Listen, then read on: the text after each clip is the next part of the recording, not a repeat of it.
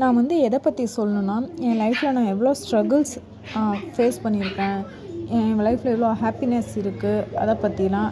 ஏன்னா வந்து நான் வந்து ரொம்ப லோன்லியாக ஃபீல் பண்ணுறேன். எனக்கு வந்து கூட யாரும் கிடையாது.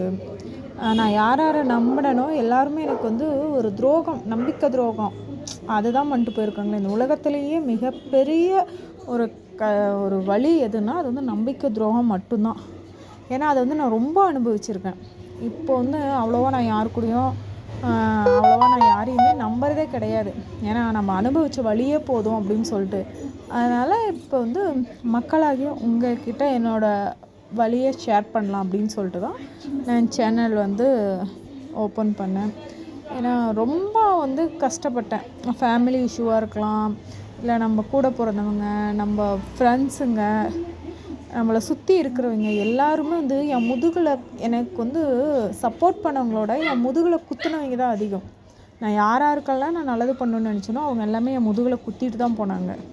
அதனால் நான் உங்களுக்கு வந்து இப்போ நம்பியிருக்கேன். நீங்கள் வந்து எனக்கு சப்போர்ட் பண்ணி ஷேர் பண்ணி எனக்கு ஃபாலோவர்ஸ் கொஞ்சம் அதிகமாக இருந்துச்சுனாக்கா நான் வந்து ஷேர் பண்ணுவேன். உங்களுக்கு நீங்கள் கேட்குறதுக்கு பதில் சொல்கிறது எதுவாக இருந்தாலுமே சப்போர்ட்